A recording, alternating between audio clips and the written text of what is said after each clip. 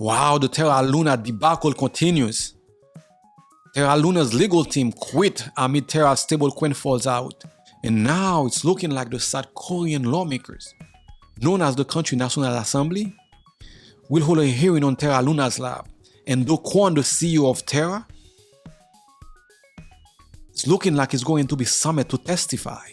Things are not getting any better for Terra. It seems like every day that goes by, Terra Luna is looking more and more like a thing of the past. And funny enough, I've seen people still buying Luna. Maybe they know something that I don't. And then again, I'm sorry for any of you who invested in Luna and lost your money in Luna. And also, the Luna community vehemently rejects Do Kwon idea to split Luna in the Luna chain into Luna Classic and Luna. I did a video on it yesterday. If you guys have not checked it out yet, link down in the description. I think Terra Luna is going bye-bye, guys. I don't know. Everything they tried so far has not been working.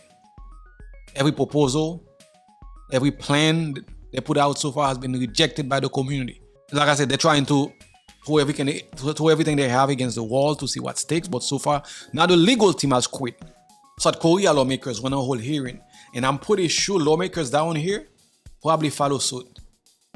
This is a total mess, guys. This is a total mess.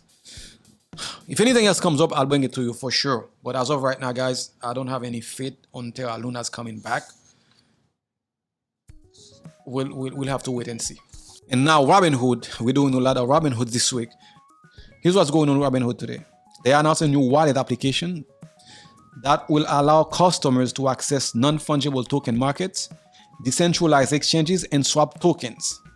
The new wallet will be a standalone application from the Robinhood existing stock and crypto platform, and it will function just like MetaMask.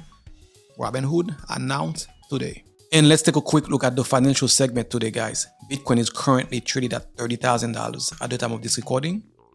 The total market cap now is at $1.3 trillion. The Dow close is up 431 points today. The Nasdaq 321 points up, and the S&P 500 plus 80 points today. This was your financial segment for today, guys. I'll see you in the next one.